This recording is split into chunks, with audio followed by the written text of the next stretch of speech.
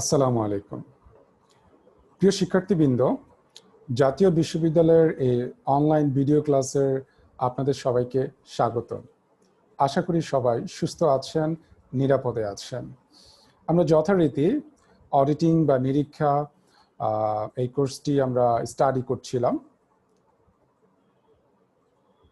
আমি এখানে screen share করছি।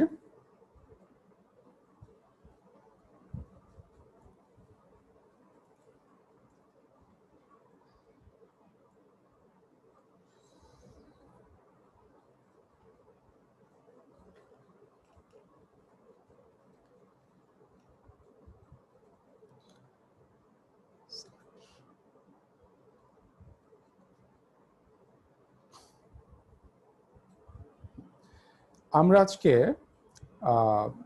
যে অধ্যায়টি আলোচনা করব, title of the lecture audit evidence. তার মানে হচ্ছে নিরীক্ষার সাক্ষ্য প্রমাণ। এই নিরীক্ষার সাক্ষ্য প্রমাণ সম্পর্কে আজকে আমরা বিস্তারিত জানব। লেকচার নাম্বার 7, অডিট এভিডেন্স বা নিরীক্ষার সাক্ষ্য প্রমাণ, চ্যাপ্টার 6। এই অধ্যায়ে আমরা যে বিষয়গুলো আজকে আলোচনা করব সেখানে এগুলো দেওয়া হয়েছে। Topics to be discussed here. প্রথমত আমরা যে কনসেপ্ট সম্পর্কে জানবো সেটা হচ্ছে অডিট এভিডেন্স। আমরা অলরেডি বললাম নিরীক্ষার সাক্ষ্য প্রমাণ বা অডিট এভিডেন্স। আমরা প্রিভিয়াস ক্লাসগুলোতে কিন্তু অডিটিং সম্পর্কে বিস্তারিত তথ্য জেনে আসছি এবং গত ক্লাসে আমরা অডিটরের অবজেক্টিভস বা উদ্দেশ্য সম্পর্কে আমরা জেনে আসছি। তো একজন অডিটর যখন অডিটিং করবে কোনো কোম্পানি বা প্রতিষ্ঠানের হিসাব সমূহ, আর্থিক বিবরণীগুলো যখন অডিটিং বা নিরীক্ষা কার্য করবে, তখন কিন্তু তার অনেক ধরনের প্রমাণপত্রের দরকার হয়, সাক্ষ্য প্রমাণের দরকার হয়। অর্থাৎ একজন অডিটর কোনো প্রতিষ্ঠানের অডিটিং করার জন্য যখন তার বিভিন্ন রকম ইনফরমেশন দরকার হয় সাক্ষ্য প্রমাণ হিসেবে, সেই ইনফরমেশন বা সাক্ষ্য প্রমাণগুলোকে আমরা অডিট এভিডেন্স বলতে পারি। একজন নিরীক্ষক বা একজন অডিটর যখন নিরীক্ষা কার্য সম্পন্ন করবে, তাকে সেই নিরীক্ষা কার্যের উপসংহারে আসতে হয়, একটা কনক্লুশনে আসতে হয়। তো উপসংহারে আসার জন্য তাকে মতামত দিতে হবে। তো তার আগে তাকে কিছু সাক্ষ্য প্রমাণ সংগ্রহ করতে হয়। তো সেই সাক্ষ্য প্রমাণগুলোকে আমরা এখানে অডিট এভিডেন্স বলবো। দেখো এখানে কি বলেছে যে audit evidence is the information collected by auditor by which the auditor can arrive at the conclusions for providing opinion। তার মানে হচ্ছে অডিটিং কার্যক্রম বা নিরীক্ষা কার্যক্রমের মতামতে পৌঁছানোর জন্য যেই ধরনের ইনফরমেশন, তথ্য বা সাক্ষ্য প্রমাণ বা এভিডেন্স অডিটরের জন্য সংগ্রহ করতে হয়, সেগুলোকে আমরা অডিট এভিডেন্স বলে থাকবো। তো এখানে আরেকটা বিষয় দেখো যে ডিস্টিংশনস এবং scientific, legal and audit evidence. মানে হচ্ছে গিয়ে সায়েন্টিফিক এভিডেন্স, লিগ্যাল এভিডেন্স আর অডিট এভিডেন্সের পার্থক্যটা নিয়ে আসা হয়েছে। সায়েন্টিফিক এভিডেন্স অর্থাৎ বৈজ্ঞানিক প্রমাণপত্র। একটা বৈজ্ঞানিক গবেষণা যখন করা হবে কোনো বিষয়ের উপর, তো সেটার কার্যকারিতা কতটুকু, সেই প্রক্রিয়ার কোন প্রক্রিয়ায় এই বৈজ্ঞানিক গবেষণা কার্যক্রম চালানো হয়েছে, এটার যথার্থতা কতটুকু, তার জন্য যে সাক্ষ্য প্রমাণ, সেটাকে আমরা বলতে পারি সায়েন্টিফিক এভিডেন্স। আর লিগ্যাল এভিডেন্স কোনো ব্যক্তিকে, মানে এটা হচ্ছে আইনগত সাক্ষ্য প্রমাণ, কোনো ব্যক্তিকে দোষী সাব্যস্ত করা বা কোনো ব্যক্তিকে নির্দোষ সাব্যস্ত করার জন্য যেই ধরনের সাক্ষ্য প্রমাণগুলোর প্রয়োজন, সেগুলোকে আমরা বলতে পারি লিগ্যাল এভিডেন্স। আর অডিট এভিডেন্স অলরেডি আমরা জানলাম যে কোনো নিরীক্ষা কার্য সম্পন্ন করার আগে তাকে যেই ধরনের প্রমাণপত্র বা সাক্ষ্য প্রমাণ পত্রগুলো প্রয়োজন হয়, সেগুলোকে আমরা বলবো অডিট এভিডেন্স। তাহলে প্রিয় শিক্ষার্থীবৃন্দ, আমরা যদি এখানে বলি যে অডিট এভিডেন্স, সাক্ষ্য প্রমাণ, এটা কোথা থেকে পাবো? এটা আমরা যারা নিরীক্ষাধীন যেই প্রতিষ্ঠান, অর্থাৎ যেই প্রতিষ্ঠানের জন্য অডিটিং করা হচ্ছে, সেই প্রতিষ্ঠান থেকে অডিট এভিডেন্স পাওয়া যেতে পারে। থার্ড পার্টি থেকে পাওয়া যেতে পারে, এবং অন্য কোনো যে কোনো বাইরের সোর্স থেকে, মানে রিলায়েবল কোনো সোর্স থেকে এই অডিট এভিডেন্স পাওয়া যেতে পারে। আর লিগ্যাল এভিডেন্সের সোর্সটা কি হয়ে থাকে? সাধারণত দেখা যায় যে যে সাক্ষী দিচ্ছে, তো এই সাক্ষীর প্রদত্ত যে তথ্য পাওয়া যায় এবং সংশ্লিষ্ট পক্ষের বিভিন্ন তথ্য থেকে কিন্তু লিগ্যাল এভিডেন্স পাওয়া যায়। আর সায়েন্টিফিক এভিডেন্স পাওয়া যায় মূলত যে বৈজ্ঞানিক গবেষণা করা হচ্ছে, এই বৈজ্ঞানিক গবেষণার ফলে যে ফলাফলটা অ্যাকচুয়ালি পাওয়া যাচ্ছে, এই ফলাফলটাই কিন্তু সায়েন্টিফিক এভিডেন্স। ওকে, এই হচ্ছে আমাদের scientific, legal and audit evidence. এখন আমরা যেটা দেখতে পাচ্ছি, অডিট এভিডেন্স ডিসিশনস, অর্থাৎ নিরীক্ষা সাক্ষ্য প্রমাণ সংক্রান্ত সিদ্ধান্ত সমূহ। নিরীক্ষা সাক্ষ্য প্রমাণ যে সংগ্রহ করা হবে, এই সংগ্রহ করার পিছনে কিছু সিদ্ধান্ত নিতে হবে। একজন অডিটরকে যখন কোনো প্রতিষ্ঠানের অডিটিং করাবে, তখন ওই প্রতিষ্ঠানের সমস্ত তথ্য, সমস্ত ফাইল, কম্পিউটারাইজড ফাইল কিন্তু পরীক্ষা করা সম্ভব না। সেক্ষেত্রে কিন্তু তার বিভিন্ন মেথড অ্যাপ্লাই করে কিন্তু তাকে অডিট এভিডেন্সের সিদ্ধান্তের ক্ষেত্রে আসতে হয়। যখন to take decisions about audit evidence, following four terms are considered, অর্থাৎ চারটা বিষয় এখানে কনসিডার করা হয়। ফার্স্টে যেটা বলা হচ্ছে which audit procedure to use, অর্থাৎ এখানে কোন ধরনের অডিট প্রসিডিউর ব্যবহার করা হবে। অডিট প্রসিডিউরকে আমরা বলতে পারি যে নিরীক্ষা পদ্ধতি, ঠিক আছে? তো কোন ধরনের নিরীক্ষা পদ্ধতি এখানে অ্যাপ্লাই করা হবে সেই বিষয়ে বলা হচ্ছে, অর্থাৎ বিস্তারিত নির্দেশিকা দেয়া হবে এখানে যে কোন একটা অডিট কার্যক্রম করার জন্য। অর্থাৎ যেমন আমি এখানে এক্সাম্পল স্বরূপ বলতে পারি যে নগদ পরিশোধ সংক্রান্ত যে জাবেদাগুলো আছে, এই নগদ পরিশোধ সংক্রান্ত যখন জাবেদা লিপিবদ্ধ হবে, হ্যাঁ, তো সেই সাথে সাথে এগুলোর সাথে তুলনা করা যেতে পারে যে এটা কাকে পরিশোধ করা হয়েছে, তার নাম, টাকার পরিমাণ, এই বিষয়গুলোর সাথে কিন্তু এখানে কম্পেয়ার করা যেতে পারে একটা প্রপার অডিট এভিডেন্স পাওয়ার ক্ষেত্রে। দেন বলা হয়েছে what sample size to select for a given procedure, অর্থাৎ যে প্রসিডিউর, যে নিরীক্ষা পদ্ধতির কথা বলা হলো, এই নিরীক্ষা পদ্ধতির জন্য কেমন স্যাম্পল সাইজ ব্যবহার করা হবে, পপুলেশন কেমন হবে। অর্থাৎ আমরা একটু আগে যে বললাম যে নগদ পরিশোধ সংক্রান্ত যে লেনদেন হবে, এই নগদ পরিশোধ সংক্রান্ত লেনদেন তো জাবেদায় লিপিবদ্ধকরণ হবে, ঠিক আছে?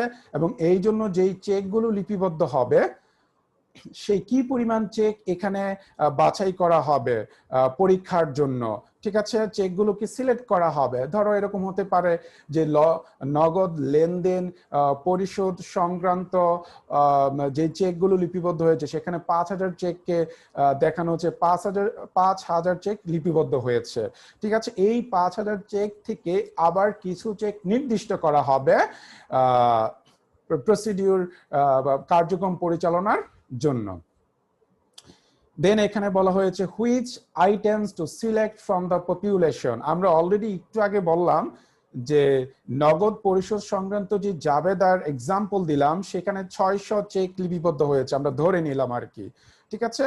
সরি, 5,000 চেক লিপিবদ্ধ হয়েছে আমরা ধরে নিয়েছি। তো সেখান থেকে কতগুলো দফা সিলেক্ট করা হবে, অর্থাৎ ধর এখানে এরকম হতে পারে যে 5,000 চেক থেকে 3,000 চেক সিলেক্ট করা হইলো, এবং এই 3,000 চেকগুলোকে কি করা হবে, পরীক্ষা নিরীক্ষা করা হবে সত্যতা যাচাইয়ের জন্য। when to perform the procedure, অর্থাৎ এই যে অডিট এভিডেন্স, এটা কখন এটা পারফর্ম করা হবে, সময়টা কেমন হবে। যেমন যথারীতি জেনারেলি যেটা দেখা যায় যে একটা আর্থিক বছর, অর্থাৎ এক নির্দিষ্ট বছরের শেষে কিন্তু আর্থিক বিবরণীগুলো তৈরি করা হয়ে থাকে।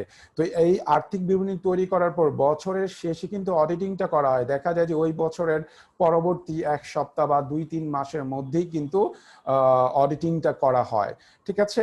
তো কখন এই অডিটিং এর কাজটা সম্পন্ন করা হবে, সেটার সময়টাও কিন্তু অবশ্যই যে নিয়োগকর্তা থাকবে, নিরীক্ষাধীন যে প্রতিষ্ঠান থাকবে, তার সাথে পরামর্শ করে ফিক্স করে নিতে হবে। তো প্রিয় শিক্ষার্থীবৃন্দ, এই হচ্ছে আমাদের চারটা মেথড যার মাধ্যমে আমরা অডিট এভিডেন্সের ডিসিশন নিতে পারি। Then concept of audit programme. Audit কর্মসূচি মানে নিরীক্ষা কর্মসূচি। আমরা জেনারেলি জানি যে কোনো কাজ শুরু করার পূর্বে একটা পরিকল্পনা দরকার হয়, প্ল্যানিং দরকার হয়, ঠিক আছে? তো এই প্ল্যানিং পরিকল্পনার মাধ্যমে কিন্তু কোনো কাজ কিভাবে করা হচ্ছে সেটার তদারকি করা যায়।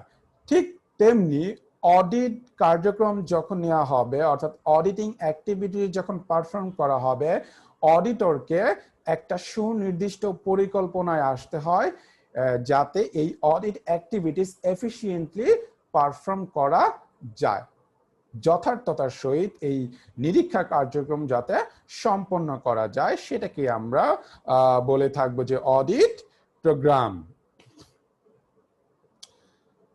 দেখো এখানে বলা হয়েছে যে audit programme refers to the planning to accomplish audit activities efficiently which is determined by the auditor. That means যে একজন অডিটর যখন নিরীক্ষা কার্যক্রম শুরু করবে তার পূর্বে অবশ্যই তাকে একটা পরিকল্পনা প্রণয়ন করতে হবে এবং সেই পরিকল্পনার আলোকেই তাকে পুরো অডিট অ্যাক্টিভিটিস কিন্তু অ্যাকমপ্লিশ সম্পন্ন করতে হবে এফিশিয়েন্টলি যদি সে সম্পন্ন করতে চায়, যেটাকে আমরা অডিট প্রোগ্রাম বলে থাকি। দেন আমরা দেখতে পাচ্ছি যে পারসুয়েসিভনেস অফ অডিট এভিডেন্স মানে হচ্ছে যে নিরীক্ষা সাক্ষ্য প্রমাণের কথা বলছি, এই নিরীক্ষা সাক্ষ্য প্রমাণের প্ররোচনার ক্ষমতা সম্পর্কে এখানে বলা হয়েছে, ঠিক আছে? অর্থাৎ নিরীক্ষা সাক্ষ্য প্রমাণের উপর ভিত্তি করেই একজন অডিটর কিন্তু ফাইন্যান্সিয়াল স্টেটমেন্ট বা অন্যান্য যে হিসাব সমূহ রয়েছে হিসাব সমূহের উপর কিন্তু অপিনিয়ন বা মতামত প্রদান করবে। তো সেই সাক্ষ্য প্রমাণের উপর সে কতটুকু নির্ভর করতে পারে, সাক্ষ্য প্রমাণ কতটুকু নির্ভরযোগ্য সেই বিষয়ে কিন্তু এখানে বলা হচ্ছে। তো একটা সাক্ষ্য প্রমাণ বা একটা কোম্পানির সাক্ষ্য প্রমাণ অডিট এভিডেন্স গুলো কতটুকু নির্ভরযোগ্য তার উপর ভিত্তি করে অডিটর আদৌ কোনো অপিনিয়ন দিতে পারে কিনা, তো সেটা সম্পর্কে আমরা এখানে আজকে জানবো আর কি। তো এই জন্য দুইটা বিষয়ের উপর নির্ভর করা, একটা হচ্ছে কম্পিটেন্স আর একটা হচ্ছে সাফিসিয়েন্সি অর্থাৎ নির্ভরযোগ্যতা। কম্পিটেন্স মানে হচ্ছে যোগ্যতা বা উপযুক্ততা, অর্থাৎ যে অডিট এভিডেন্স বা সাক্ষ্য প্রমাণগুলো কালেক্ট করা হচ্ছে, সংগ্রহ করা হচ্ছে, সেই অডিট এভিডেন্সের বিশ্বাসযোগ্যতা কতটুকু, নির্ভরযোগ্যতা কতটুকু। ওকে, অর্থাৎ সাক্ষ্য প্রমাণকে কতটুকু উচ্চ যোগ্যতা সম্পন্ন বিবেচনা করা হবে অডিটরের মাধ্যমে সেই বিষয় সম্পর্কে এখানে আলোকপাত করা হচ্ছে। তাহলে একটা সাক্ষ্য প্রমাণ বা অডিট এভিডেন্সের কম্পিটেন্স বা যোগ্যতা নিয়ে যখন আমরা বলছি, এই যোগ্যতা প্রমাণের জন্য বেশ কিছু বিষয় কিন্তু এখানে বিবেচনা করা হয়ে থাকে। যেমন তার প্রথমেই বলেছে রিলেভেন্স মানে হচ্ছে প্রাসঙ্গিকতা। প্রাসঙ্গিকতাটার অর্থ হচ্ছে নিরীক্ষা সাক্ষ্য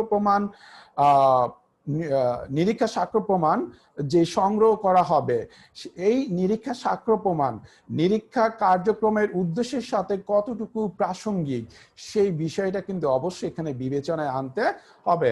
কারণ অডিটর বিভিন্ন ধরনের অডিট এভিডেন্স সংগ্রহ করলো অডিটিং কার্যক্রমের জন্য। এখন অডিটিং এর আমরা গত ক্লাসে পড়ে আসছি যে অডিটিং অবজেক্টিভস, অডিটিং এর যে উদ্দেশ্য রয়েছে সেই উদ্দেশ্যের সাথে যদি এই সাক্ষ্য প্রমাণের একটা রিলেভেন্স প্রাসঙ্গিক না হয় তাহলে কিন্তু একটা এফিশিয়েন্ট অপিনিয়ন কিন্তু প্রদান করা সম্ভব হবে না। দেন হচ্ছে ইন্ডিপেন্ডেন্স অফ প্রোভাইডার, অর্থাৎ যে সাক্ষ্য প্রমাণ প্রদান করবে সে স্বাধীন হতে হবে, ঠিক আছে? স্বাধীন সোর্স থেকে সে অবশ্যই সাক্ষ্য প্রমাণ সংগ্রহ করবে। হ্যাঁ, হতে পারে যে কোম্পানির যারা কর্মকর্তা রয়েছে তাদের সাথে কথা বলতে পারে, ঠিক আছে, কোম্পানি থেকে বিভিন্ন দলিলপত্রের মাধ্যমে তথ্য সংগ্রহ করতে পারে বা অন্য কোনো সোর্সের মাধ্যমে সংগ্রহ করতে পারে। তো যেই সোর্সের মাধ্যমে অডিট এভিডেন্স সংগ্রহ করুক না কেন, এটা নির্ভরযোগ্যতা বাড়ানোর জন্য অবশ্যই একটা স্বাধীন, একটা ইন্ডিপেন্ডেন্ট সোর্স হতে হবে। দেন বলা হচ্ছে effectiveness of client internal control, অর্থাৎ প্রতিষ্ঠানের যে অভ্যন্তরীণ নিয়ন্ত্রণ ব্যবস্থা রয়েছে, এই অভ্যন্তরীণ নিয়ন্ত্রণ ব্যবস্থার কার্যকারিতা কতটুকু, এই কার্যকারিতার উপরে কিন্তু প্রতিষ্ঠানের সাক্ষ্য প্রমাণ, অডিটিং এর সাক্ষ্য প্রমাণ কিন্তু অনেকটাই নির্ভর করে থাকে। দেন অডিটরস ডিরেক্ট নলেজ, অর্থাৎ অডিটর বা নিরীক্ষকের সরাসরি পর্যবেক্ষণের মাধ্যমে বা পরিদর্শনের মাধ্যমে যখন কোনো সে সাক্ষ্য প্রমাণ সংগ্রহ করবে, অর্থাৎ সরাসরি সে কোনো পরিদর্শন করতে পারে, তার যে বুদ্ধিমত্তা রয়েছে, সে তার যে নৈপুণ্য রয়েছে, দক্ষতা রয়েছে, এই দক্ষতা নৈপুণ্য ব্যবহার করে প্রতিষ্ঠানের বিভিন্ন দলিলপত্রের থেকে সে নিজেই এক ধরনের সাক্ষ্য প্রমাণ বা আইডিয়া সংগ্রহ করতে পারে।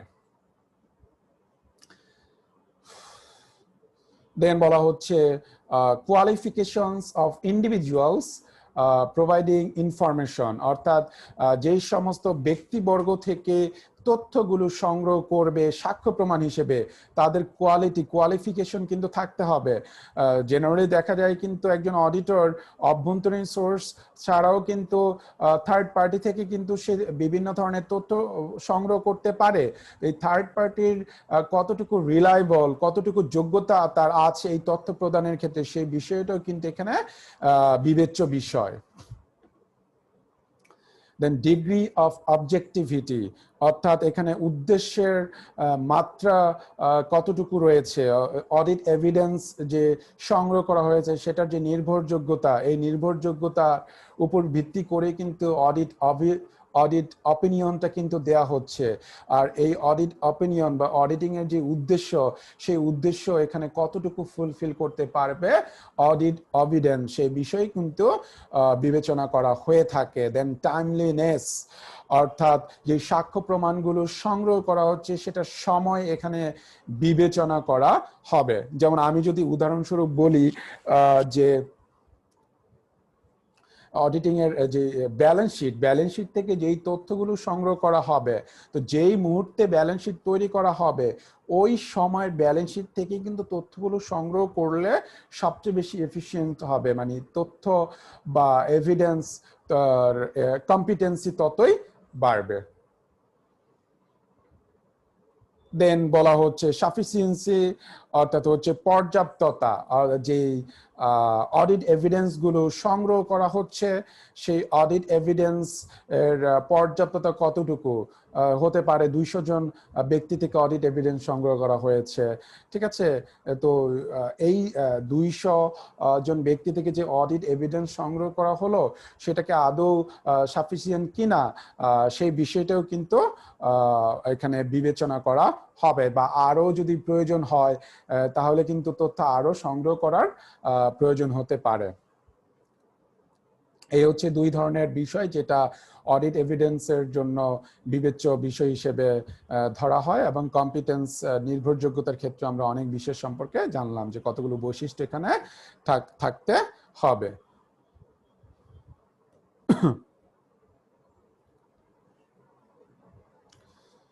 দেন আমরা জানবো হচ্ছে টাইপস অফ অডিট এভিডেন্স, অর্থাৎ যে নিরীক্ষা সাক্ষ্য প্রমাণের কথা বলছি, এই নিরীক্ষা সাক্ষ্য প্রমাণের প্রকারভেদ সম্পর্কে, ক্লাসিফিকেশন সম্পর্কে আমরা জানবো, ঠিক আছে।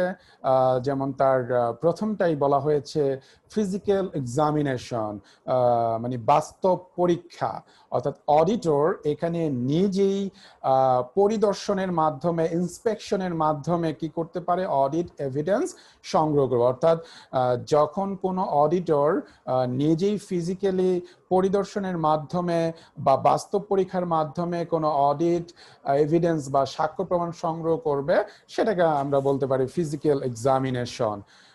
জেনারেলি এই ফিজিক্যাল এক্সামিনেশন করা হয় প্রতিষ্ঠানের যে সম্পদ রয়েছে এই সম্পদের অস্তিত্ব ইন্সপেক্ট করার জন্য কিন্তু এই ফিজিক্যাল এক্সামিনেশন খুব জরুরি। ঠিক আছে, প্রতিষ্ঠানের মজুদ পণ্য এটা কিন্তু এক ধরনের সম্পদ। তো এই মজুদ পণ্য কেমন রয়েছে সেটা যদি জানতে চায় তাহলে কিন্তু তার ফিজিক্যাল এক্সামিনেশন খুব জরুরি। ওকে, দেন বলা হচ্ছে কনফার্মেশন। কনফার্মেশনকে বলা হয় স্বীকৃতি। ঠিক আছে, অর্থাৎ অডিটর যেই সাক্ষ্য প্রমাণ বা গুলো সংগ্রহ করবে, যে সাক্ষ্য প্রমাণগুলো সংগ্রহ করবে এবং অডিটিং এর জন্য যে ফিনান্সিয়াল স্টেটমেন্ট হিসাব সমূহ সংগ্রহ করবে। ঠিক আছে, তো এই হিসাব সমূহ বা আর্থিক বিবরণীগুলো তৃতীয় পক্ষের নিকট সে পাঠাবে। তৃতীয় পক্ষের থেকে একটা মতামত নিবে যে এগুলার সত্যতা কেমন। তবে এখানে অবশ্যই স্বীকৃতি নিতে হবে। কার স্বীকৃতি নিতে হবে স্যার? যে নিয়োগকর্তা প্রতিষ্ঠান ছিল, অর্থাৎ যে প্রতিষ্ঠানের জন্য অডিটিং করা হয়েছে সে প্রতিষ্ঠানের অবশ্যই কিন্তু অনুমতি স্বীকৃতি সাপেক্ষে কিন্তু এটা তৃতীয় পক্ষের নিকট পাঠাতে পারবে। ঠিক আছে, যেটাকে আমরা কনফার্মেশন বলছি। দেন বলা হচ্ছে ডকুমেন্টেশন। ডকুমেন্টেশন মানে হচ্ছে দলিলীকরণ, অর্থাৎ নিরীক্ষক যখন মক্কেল বা ক্লায়েন্টের বা প্রতিষ্ঠানের যে দলিলপত্র রয়েছে, ডকুমেন্টস রয়েছে, নথিপত্র রয়েছে, এই দলিলপত্র নথিপত্র পরীক্ষা করে যখন নিরীক্ষা সাক্ষ্য প্রমাণ বা কোনো তথ্য সংগ্রহ করবে সেটাকে আমরা ডকুমেন্টেশন বলে থাকবো। দেন বলা হচ্ছে অবজারভেশন। অবজারভেশন মানে হচ্ছে পর্যবেক্ষণ। অলরেডি আমি একটু আগেও বলেছি এই ব্যাপারে যে অবজারভেশন বা পর্যবেক্ষণটা কি। দেখবা প্রত্যেকটা মানুষ কিন্তু কোনো বিষয়ের একটা অনুধাবন ক্ষমতা থাকে। তো কোনো বিষয় সম্পর্কে অনুধাবন করার জন্য যখন বুদ্ধিমত্তাকে অ্যাপ্লাই করা হয় তো সেটাকেই কিন্তু অবজারভেশন বলা হয়। অর্থাৎ যে কোনো একটা বিষয় সম্পর্কে সিদ্ধান্ত নেওয়ার আগে সেই বিষয়টা অনুধাবন করে বুদ্ধিমত্তার সাথে যখন কাজটা করা হয় সেটাকে আমরা অবজারভেশন বলতে পারি। ঠিক তেমনি অডিটর যখন অডিটিং কার্যক্রম সম্পন্ন করবে তখন কিন্তু সে বিভিন্ন বিষয় সম্পর্কে অবজারভেশন করবে। তার যে বুদ্ধিমত্তা রয়েছে, তার যে দক্ষতা রয়েছে, তো তার যে স্কিল, এই দক্ষতা বুদ্ধিমত্তা প্রয়োগ করে সে নিজেই কিন্তু একটা ধারণা নিতে পারবে সাক্ষ্য প্রমাণের জন্য। দেন বলা হচ্ছে ইনকোয়ারি। ইনকোয়ারি মানে হচ্ছে অনুসন্ধান। ঠিক আছে, অর্থাৎ এখানে অডিটর কি করতে পারে যে বিভিন্ন পক্ষ থেকে অনুসন্ধান করতে পারে অডিট এভিডেন্স বা সাক্ষ্য প্রমাণ সংগ্রহের জন্য। যেমন প্রতিষ্ঠানে যারা কর্মকর্তা রয়েছে তাদের সাথে কিন্তু অডিটর সরাসরি কনসাল্ট করতে পারে, বিভিন্ন বিষয়ে প্রশ্ন করতে পারে, প্রশ্ন করে কিন্তু তথ্য সংগ্রহ করতে পারে। ইভেন প্রতিষ্ঠানের বাইরে যারা তৃতীয় পক্ষ রয়েছে তাদের সাথেও কিন্তু কথা বলে বিভিন্ন ইনফরমেশন সংগ্রহ করতে পারে, যেটাকে আমরা অনুসন্ধান বা ইনকোয়ারি বলছি। দেন বলা হচ্ছে রিপারফরমেন্স। রিপারফরমেন্স মানে হচ্ছে সম্পাদন মানে পুনরায় কোনো পারফরমেন্স যখন করা হবে। তার মানে হচ্ছে যে কোনো প্রতিষ্ঠানের যেই আর্থিক বিবরণী তৈরি করা হয়েছে এবং যে হিসাবগুলো সংরক্ষণ করা হয়েছে সেখানে তো বিভিন্ন ধরনের গাণিতিক হিসাব অবশ্যই রয়েছে, গাণিতিক ব্যাখ্যা রয়েছে, হিসাব রয়েছে। তো এই আর্থিক বিবরণী এবং হিসাব সমূহের যোগ বিয়োগ, বিভিন্ন গাণিতিক হিসাবের যথার্থতা কতটুকু, সেজন্য পুনরায় আবার কি করা হতে পারে, আরেকটা গাণিতিক হিসাব করা হতে পারে এটার অ্যাকুরেসি যাচাই করার জন্য, যেটাকে আমরা বলতে পারি পারফরম্যান্স। এবং এটাও কিন্তু পুনরায় যাচাইয়ের মাধ্যমে যে ফলাফল আসবে সেটাও কিন্তু সাক্ষ্য প্রমাণ হিসেবে কাজ করবে। দেন অ্যানালাইটিক্যাল প্রসিডিউর, অ্যানালাইটিক্যাল প্রসিডিউরের মাধ্যমেও যে তথ্য সংগ্রহ করা হয় সেটা কিন্তু অডিট এভিডেন্স হিসেবে বিবেচনা করা হয়। যেমন হতে পারে যে প্রিভিয়াস ইয়ারের যে প্রফিট আসছিল সেই প্রফিটের সাথে বর্তমান বছরের প্রফিটের তুলনা করা হতে পারে, অর্থাৎ অতীতের কোনো তথ্যের সাথে, অতীতের কোনো ফাইন্যান্সিয়াল স্টেটমেন্টের কোনো তথ্যের সাথে বর্তমান বছরের কোনো তথ্যের তুলনা করে যখন কোনো নিরীক্ষা কার্যক্রম করা হবে বা যখন কোনো সাক্ষ্য প্রমাণ সংগ্রহ করা হবে সেটাকে আমরা বলতে পারি অডিট এভিডেন্স। প্রিয় শিক্ষার্থীবৃন্দ, এই হচ্ছে আমাদের বিভিন্ন রকম নিরীক্ষা সাক্ষ্য প্রমাণ। আশা করি আপনারা বুঝতে পেরেছেন।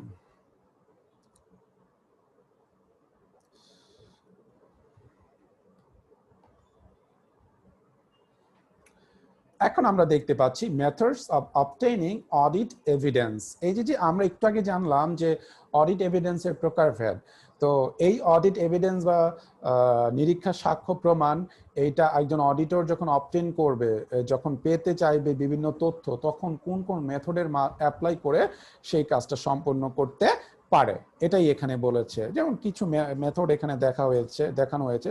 ফার্স্টে যেটা বললাম ইন্সপেকশন, ঠিক আছে।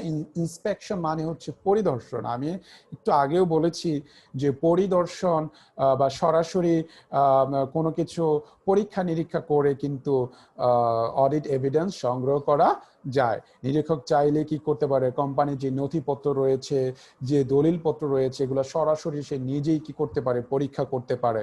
এবং প্রতিষ্ঠানের যে দৃশ্যমান সম্পদ রয়েছে, এই সম্পদ আর অস্তিত্ব আদৌ আছে কিনা সেটার জন্য সে পরিদর্শন করে কিন্তু সম্পদের অস্তিত্ব খুঁজে বের করতে পারে, ঠিক আছে। তো ইন্সপেকশনের মাধ্যমে কিন্তু অডিট এভিডেন্স সংগ্রহ করা যায়। দেন হচ্ছে অবজারভেশন বা পর্যবেক্ষণ, যেটা একটু আগেও বললাম যে অবজারভেশনের মাধ্যমেও কিন্তু অডিট এভিডেন্স সংগ্রহ করা যায়। অর্থাৎ নিরীক্ষক নিজেই কি করবে, তার যে বুদ্ধিমত্তা বা নৈপুণ্য রয়েছে, এই বুদ্ধিমত্তা নৈপুণ্য ব্যবহার করে প্রতিষ্ঠান সম্পর্কে এক ধরনের ধারণা পোষণ করে সে একটা সাক্ষ্য প্রমাণ সংগ্রহ করতে পারে। ইভেন যে নথিপত্র সংগ্রহ করবে সেই নথিপত্র বা ডকুমেন্ট থেকেও কিন্তু সে অবজার্ভ করতে পারে যে প্রতিষ্ঠানের অবস্থা কেমন, আর্থিক অবস্থা কেমন। Then inquiry and confirmation, already inquiry বলেছি যে বিভিন্ন পক্ষের সাথে সরাসরি কনসাল্ট করবে, সার্ভে করবে, কথা বলবে, বিভিন্ন প্রশ্ন করবে, এতে করে কিন্তু অনেক তথ্যই কিন্তু বের হয়ে আসবে। তবে এখানে বিষয় হচ্ছে, একটা বিষয় মাথায় রাখতে হবে, যাদের সাথে কনসাল্ট করবে, যাদের তো ওই ব্যক্তিবর্গ কিন্তু অবশ্যই যেন নির্ভরযোগ্য হয়, লয়াল ব্যক্তিবর্গদের সাথে কিন্তু কনসাল্ট করে ইনকোয়ারি করতে হবে। দেন কম্পিউটেশন, গণনা কার্য, যেটা হচ্ছে প্রিভিয়াস টপিকে আমরা জানতে পারলাম যে যেই হিসাব রক্ষণের যে গণনা কার্য হবে, হিসাব বইতে যে গণনা কার্য সম্পন্ন হবে অলরেডি, সেটা পুনরায় আবার গণনা করে দেখা যেতে পারে যে এটার যথার্থতা, অ্যাকিউরেসি কতটুকু রয়েছে, কতটুকু নির্ভুল এই কম্পিউটেশন। এটাও কিন্তু অডিট এভিডেন্সের একটা মেথড হতে পারে। দেন অ্যানালাইটিক্যাল প্রসিডিউর, একটু আগে আমরা জানলাম যে অ্যানালাইটিক্যাল প্রসিডিউরের মাধ্যমে কিন্তু আমরা অডিট এভিডেন্স সংগ্রহ করতে পারি। অর্থাৎ কোনো প্রতিষ্ঠানের পূর্ববর্তী স্টেটমেন্টগুলো যাচাই বাছাই করে সেই পূর্ববর্তী স্টেটমেন্টগুলোর সাথে বর্তমান বছরের স্টেটমেন্টগুলোর কম্পারিজন করে এক ধরনের কিন্তু তারা একটা সিদ্ধান্তে আসতে পারে। ওকে,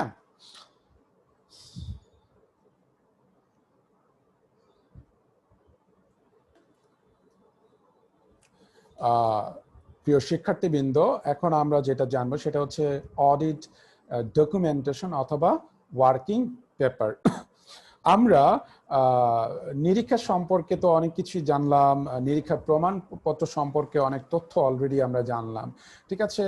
তো এই নিরীক্ষার কার্যক্রম যখন পরিচালনা করা হবে, নিরীক্ষা কার্যক্রম পরিচালনা করার জন্য বিভিন্ন রকম কাগজপত্র, নথিপত্রের কিন্তু দরকার হয়।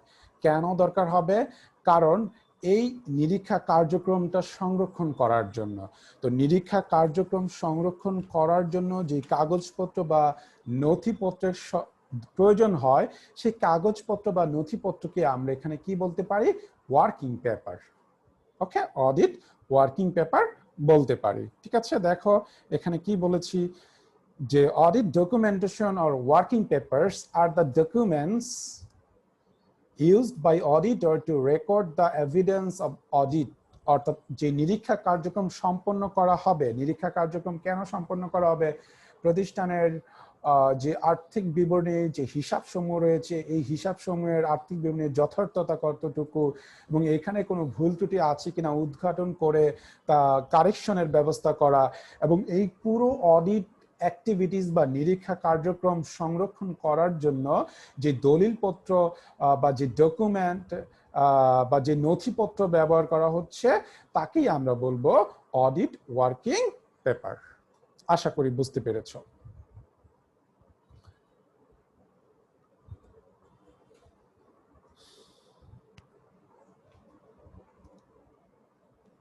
দেন এখানে বলা হয়েছে কোয়ালিটিস আর features of a standard working audit paper, অর্থাৎ একটা মানসম্মত অডিট ওয়ার্কিং পেপারের কোয়ালিটিস গুলো কি কি বা বৈশিষ্ট্যগুলো কি কি সেটা এখানে বলা হচ্ছে। ফার্স্টে যেটা বলা হচ্ছে ফুলফিলমেন্ট, পরিপূর্ণতা।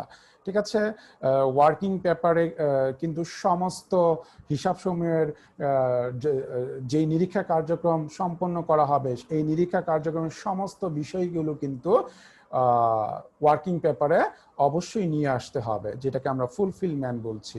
দেন ক্লিনলিনেস, পরিষ্কার পরিচ্ছন্নতা থাকতে হবে ওয়ার্কিং পেপারের, অর্থাৎ যে ভাষা ব্যবহার করা হবে ওয়ার্কিং পেপারের জন্য সেটা যাতে সবার কাছে বোধগম্য হয় সেই বিষয়ে কিন্তু অবশ্যই খেয়াল রাখতে হবে। দেন ইলাস্টিসিটি, ইলাস্টিসিটি মানে হচ্ছে যে কোনো নথিপত্রে অবশ্যই পরিবর্তনশীল হতে হবে। পরিবর্তনশীল মানে হচ্ছে অডিট ওয়ার্কিং পেপারে যে তথ্যগুলো সন্নিবেশ করা হবে অডিট অ্যাক্টিভিটিস নিয়ে, ঠিক আছে, তো কোনো কোনো সময় এরকম হতে পারে যে নথিপত্র বা ডকুমেন্টেশনগুলো করা হয়েছে ওই ডকুমেন্টস পরিবর্তনের প্রয়োজন দরকার, সেটা ইজিলি যাতে পরিবর্তন করতে পারে সেই বিষয়ে কিন্তু নজর দিতে হবে, যেটা ইলাস্টিসিটি আমরা বলছি। দেন ইন্ডেক্সিং, ইন্ডেক্সিং মানে হচ্ছে সূচীকরণ। অর্থাৎ ওয়ার্কিং পেপারের হিসাবসমূহ সংরক্ষণ করা হবে, অর্থাৎ যে নথিপত্রগুলো সংরক্ষণ করা হবে সেটা অবশ্যই একটা ইন্ডেক্সিং সূচীকরণ আকারে রাখা হবে। একটা ক্রমান্বয় অনুযায়ী এই কাজটা করা হবে। ঠিক আছে, ক্রমিক নাম্বার অবশ্যই সেখানে থাকবে, মানে ক্রনোলজিক্যালি কাজটা করা হবে, যাতে ভবিষ্যতে যখনই কোনো নথিপত্রের প্রয়োজন হবে সেখান থেকে ইজিলি যাতে খুঁজে বের করা যায়।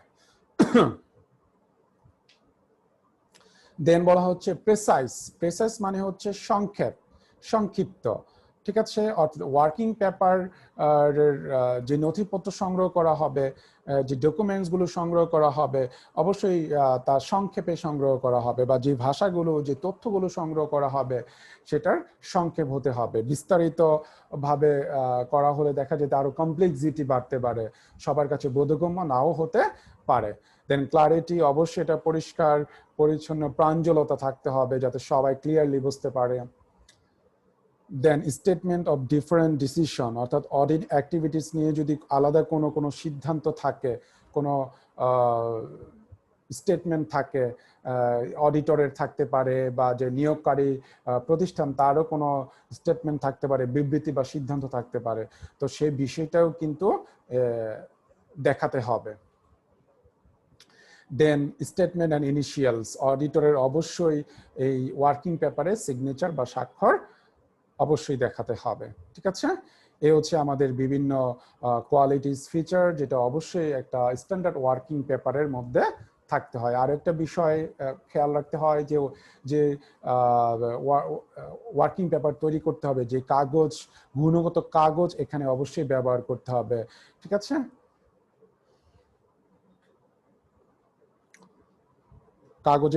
কাগজের মান কতটুকু মানসম্মত, এটা গুণগত মান কতটুকু সেই বিষয়ে কিন্তু অবশ্যই নজর দিতে হবে। এই হচ্ছে আমাদের features of standard working audit working paper.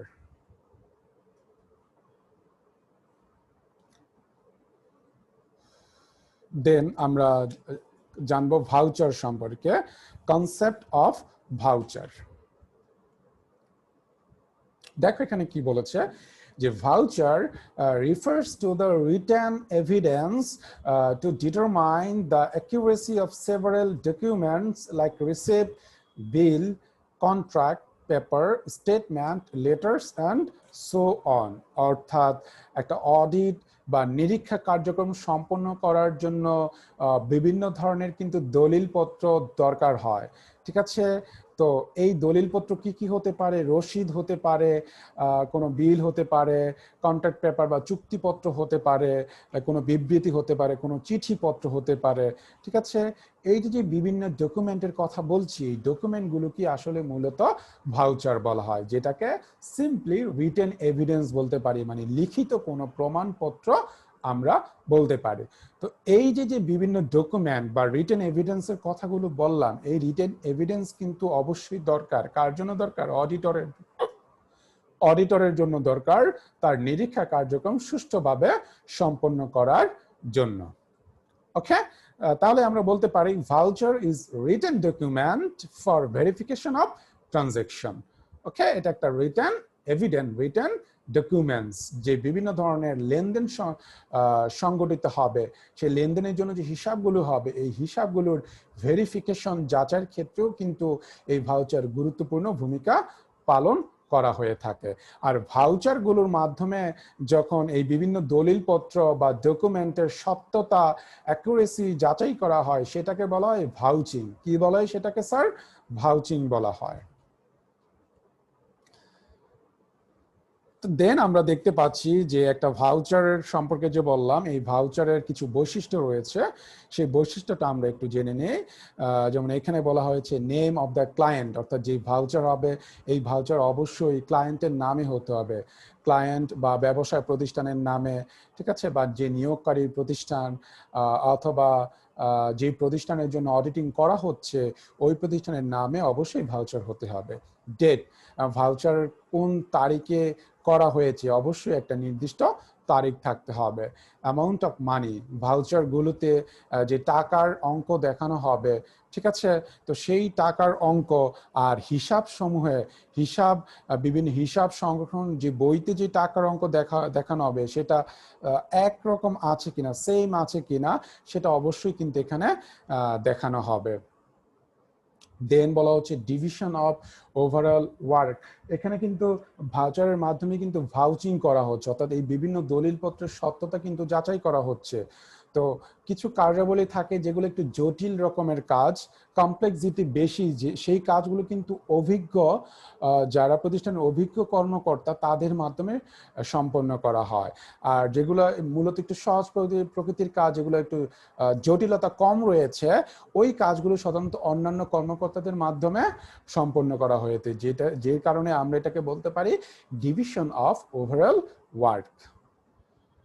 Then statement, অর্থাৎ বিবরণ, ঠিক আছে, অর্থাৎ ভাউচারগুলোতে যে বিবৃতি বা বিবরণ দেওয়া হবে, ফাইন্যান্সিয়াল স্টেটমেন্টের যে বিবরণ দেওয়া হচ্ছে, সেখানে হিসাবগুলো অ্যাকুরেসি সেম কিনা, সেটাও কিন্তু অবশ্যই দেখা হবে। দেন অ্যাপ্রুভাল অফ অথরিটি, অর্থাৎ এই যে ভাউচার সংগ্রহ করা হবে, এই ভাউচার অবশ্যই প্রতিষ্ঠানের অথরিটির দ্বারা অনুমোদিত হতে হবে। এবং ভাউচারের মধ্যে রেভিনিউ স্ট্যাম্প থাকতে হবে, রেভিনিউ স্ট্যাম্প অবশ্যই সংযুক্ত থাকতে হবে। রেভিনিউ স্ট্যাম্প সংযুক্ত থাকা মানে হচ্ছে একটা আইনগত বেজ এখানে থাকবে। দেন হচ্ছে ইউনিকনেস, এটার অবশ্যই একটা অনন্য বৈশিষ্ট্য থাকবে ভাউচারের। ক্রোনোলজিক্যাল নাম্বার, এটার ক্রমিক নাম্বার থাকবে, সিরিয়াল নাম্বার থাকবে, হ্যাঁ, হিসাব নম্বর থাকবে যেটাকে বলা হচ্ছে। Then verifying the casting posting balances of book, অর্থাৎ আপনার হিসাব বইতে যে ধরনের লেনদেনগুলো সন্নিবেশ বা লিপিবদ্ধ করা হয়েছে, জাবেদাগুলো লিপিবদ্ধ করা হয়েছে, ঠিক আছে, এবং যে খতিয়ানগুলো পোস্টিং করা হয়েছে, এগুলার সাথে সত্যতা এখানে যাচাই করা হবে। অর্থাৎ ভাউচারে যে তথ্যগুলো দেওয়া হয়েছে, সেই তথ্যের সাথে কিন্তু ওই লেনদেনের খতিয়ানের তথ্যগুলো কিন্তু ভেরিফাই করা হবে যে একরকম আছে কিনা।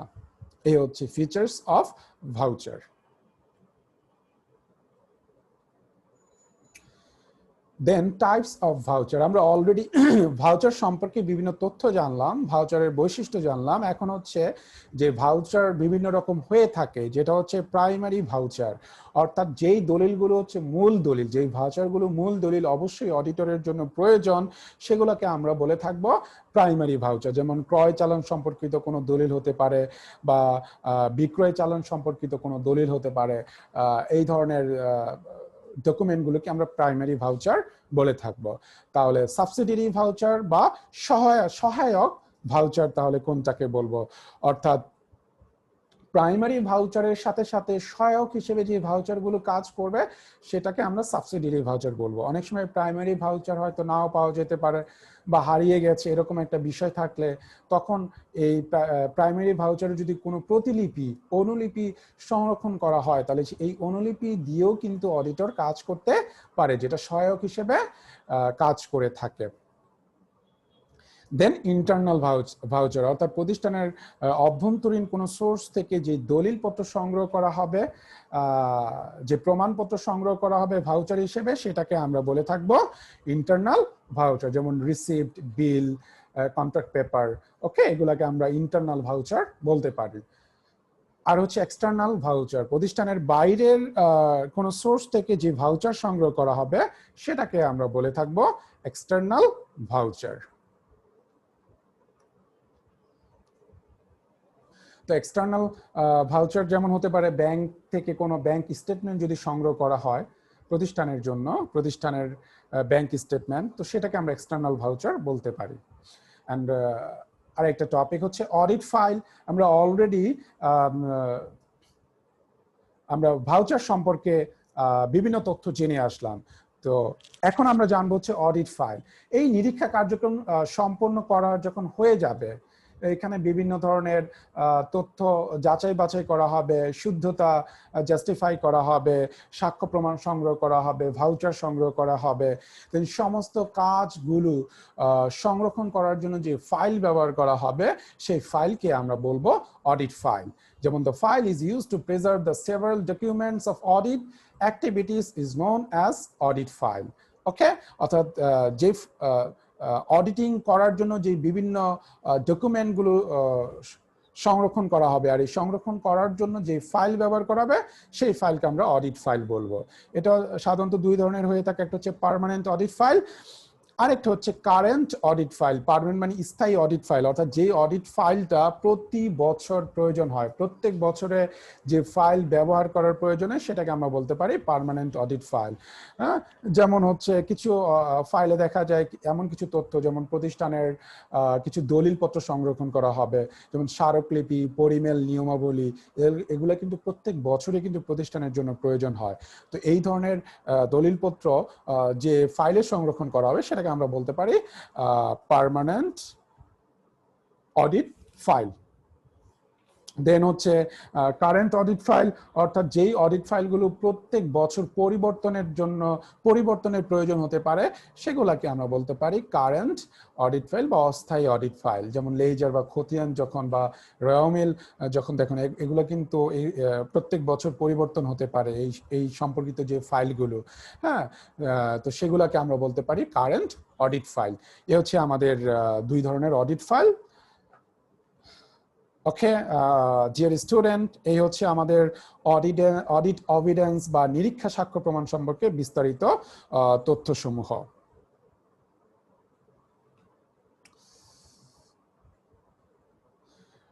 প্রিয় শিক্ষার্থীবৃন্দ, আশা করি আপনারা এই অডিট এভিডেন্স বা নিরীক্ষা সাক্ষ্য প্রমাণ এই অধ্যায়টি বুঝতে পেরেছেন এবং বাসায় অবশ্যই ভালোভাবে অধ্যয়ন করবেন, পড়াশোনা করবেন। আমি আসলে অসুস্থ, ব্যাডলি সিক, তারপর আমি চেষ্টা করছি, কতটুকু আসলে এফিশিয়েন্টলি কথা বলতে পারছি আমি জানি না। আমার জন্য দোয়া করবেন। ওকে, আল্লাহ হাফেজ, আবার দেখা হবে।